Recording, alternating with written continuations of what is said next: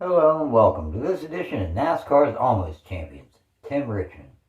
And don't forget to please like and subscribe to the channel. It really does help us. Timothy Lee Richmond was born June 7th, 1955 in Ashland, Ohio. In his very young years, Tim really didn't do much that much racing-wise. Until in 1976, his father had a friend that co-owned a sprint car team, and he joined that team as a crew member for Dave Schumacher. Tim took that sprint car onto the track at Lakeville Speedway in Lakeville, Ohio. He ended up running laps faster than Schumacher. So Richmond's dad bought a number 98 red, white, and blue sprint car and put his son behind the wheel. But they broke an axle in that first race at Lakeland Speedway. They also tried later in the season at Eldora, but again, Richmond crashed the car. Tim's dad actually fired him as the driver of the car. The following season, in 1977, Al Richmond, Tim's father, purchased a super modified, which he thought would better fit his son's way of driving. He was correct, as Tim both won Rookie of the Year and Super Modified Class Track Champion at the Sandusky Speedway. For the 1978 season, Richmond returned to the USAC series, running 12 races. He ended the season 30th in final point standings as the series Rookie of the Year for 1978. Tim also attended Jim Russell's road course racing school at Willow Springs International Motorsports Park, actually scoring a student road course record. Richmond even raced in a mini IndyCar event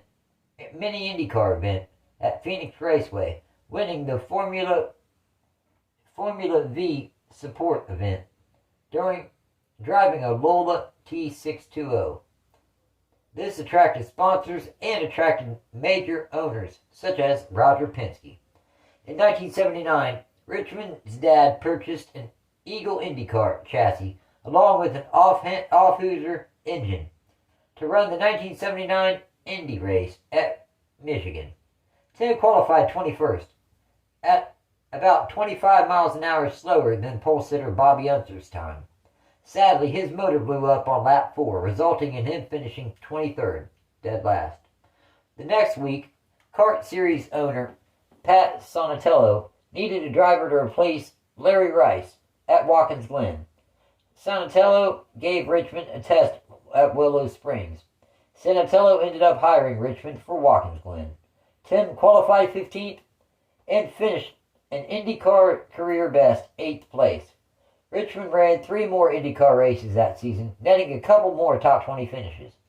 Another interesting thing Tim did in 1979 was test a Kenny Reese 3-1 super modified on a 7.5-mile high-speed oval in Ohio. He tested the 3-wheeled car at over 200 miles an hour, and it was outlawed before it could actually be raced. In 1980, Tim ran the 1980 Indy 500. In practice, he even set the fastest unofficial time. He was involved in a crash the morning of the first day of qualifying. Richmond ended up still starting 19th, and after at one point running up inside the top 10 and even leading a lap, he finished 9th. He was the Indianapolis 500 Rookie of the Year for 1980. Also in 1980, Pocono Raceway President Joseph Manatoli convinced him to make the switch to stock cars. Richmond made his NASCAR debut at Pocono on July 27, 1980, in a number 40 D.K. Ulrich-owned Chevy. He finished a solid 12th that race. Richmond ran 4 more races in that number 40, resulting in 2 DNFs and 2 more 12th place finishes. The following season, in 1981, Tim drove for 4 different teams. The number 99 Buick for D.K. Ulrich for 12 starts. His best finish was 6th in the spring at Talladega. Overall, in that 99, he scored 2 top 10 finishes in 12 starts. Then he made 8 starts for Kenny Childers Racing, his number 12 Buick. His best finish in that ride was 8th in the fall at Bristol. While he was driving for Kenny Childers, he made one start in the Raylock Enterprises number 75 Chevy at Nashville Fairgrounds, finishing 12th. Tim ran the final 7 races of the Cup Series season, driving the number 37 Buick for Rogers Racing. His best finish in that number 37 was 9th in the fall at Dover. He ended the season with 5 top 10s and 16th in final points. In 1981, he also ran his final Indy 500, driving for Mach 1 Racing, starting 33rd and finishing a solid 14th. For 1982, Richmond started the season without a ride, but got a one-race deal in Billy Harvey's number 29 Ford at Rockingham, finishing 31st. The following week, Jim Stacy hired Tim to drive his number 2 Buick full-time. His best start was 1st in the fall at Bristol. His best finish was 1st twice, both races that season at Riverside, both being his first career pole and first career victory. Overall, they scored 1 pole, 2 wins, 7 top 5s, and 12 top 10s, ending the season 26th in points due to missing the first 4 races of the season. In 1983, Richmond hooked up with an owner that he had known prior to getting into racing, Raymond Beadle, and he began driving for his Blue Max Racing number 27 Miller High Life Pontiac. His best start was 1st 4 times in the spring at Darlington, in the summer at Pocono, and in the fall at Charlotte and Atlanta. His best finish was 1st in the summer at Pocono. Overall, they scored 4 poles, 1 win, 10 top 5s, and 15 top 10s, ending the 1983 Cup Series season 10th in final points. Richmond made his Busch Series debut at IRP, driving for Whitaker Racing. He drove the number 71 Oldsmobile at IRP, finishing 18th. Then at Darlington, he drove the Whitaker Racing number 7 Pontiac, finishing 21st. Then his last Busch Series race of the 1983 season was also for Whitaker in the number 77 Pontiac at Charlotte, finishing 30th. Richmond returned to the Blue Max Racing number 27 for the 1984 full season full-time. His best finish was 1st in the spring at North Wilkesboro. He didn't score any poles in 1984. Overall, they scored 0 poles, 1 win, 6 top 5s, and 11 top 10s, en route to finishing 12th in final Cup Series point standings. In 1984, he ran both the Charlotte races and the Busch Series for the newly formed All-Star Racing, finishing 29th in their number 15 and finishing 5th in their number 0. The 1985 season would be Richmond's final season behind the wheel of the Blue Max Racing number 27 Pontiac. They didn't score a pole or victory all season. His best finish was 2nd at Bristol in the fall. Overall, they scored 0 poles, 0 wins, 3 top 5s, and 13 top 10s, finishing the 1985 Cup Series season and his run with Blue Max Racing 11th in final points. Also in 1985, Richmond made 2 starts for Hendrick Motorsports Busch Series team, the number 15 Pontiac. He won the pole, led the most laps, and won his first career Busch Series race in the spring race at Charlotte. He also won the pole for his second race he ran for the team at Darlington in the summer, leading the most laps but finished 23rd. The following season, Richmond moved over to the number 25 Folgers Chevrolet, owned by Hendrick Motorsports and crew chief by Harry Hyde. They had quite a fantastic season. His best start was 1st 8 times, in the spring at Martinsville and Michigan, then in the summer at Watkins Glen and Darlington, then in the fall at North Wilkesboro, Charlotte, Rockingham, and Riverside. His best finish was 1st 7 times, in the spring at Pocono, the summer in Daytona, Pocono, Watkins Glen, and in the fall at Darlington, Richmond, and Riverside.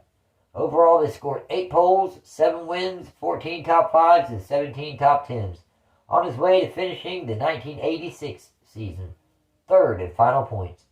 In 1986, Tim would make 3 starts in the Hendrick Motorsports number 15 Busch Series Pontiac. He ran both races at Darlington and the spring race at Charlotte. He qualified on the pole all 3 times. winning for the second year in a row at Charlotte. Overall, they scored 3 poles, 1 win, 2 top 5s, and 2 top 10s. Later, in 1990, Paramount Pictures released a motion picture called Days of Thunder, inspired by the Rick Hendrick, Harry Hyde, and Tim Richmond story. Following the 1986 NASCAR award banquet, Richmond fell ill. Despite lengthy hospitalization, as well as rest time at home, Tim did not feel well enough to start the 1987 season. Benny Parsons would run a number 35 Folgers Chevy while Tim was out. From race 12 to race 19, Richmond returned at Pocono, leading the most laps, even though he only had 4th gear, and winning in his return to the Cup Series. He also won the following race at Riverside. He would score his final pole at Pocono in the summer. His final top 10 finish, 10th at Watkins Glen. His final start would come the next race in Michigan, where he finished 29th following an engine failure. So, in 8 starts, they scored 1 pole, 2 wins, 3 top 5s, and 4 top 10s. Even though Richmond attempted a comeback in 1988, NASCAR suspended him for testing positive for banned substances. It was later found to be Sudafed, found in Advil, in April 1988. Richmond sued NASCAR over the suspension.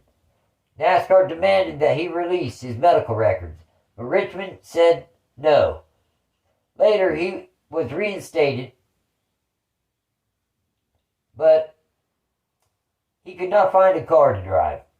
His final public appearance was in 1988, in February, where he denied that he abused drugs and that there was definitely a mistake made on his drug test. His lawsuit with NASCAR was settled out of court with the terms sealed.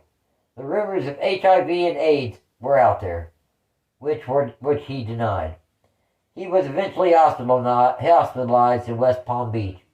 ESPN even sent a get well soon card to Richmond when they aired the 1989 NASCAR race at Pocono.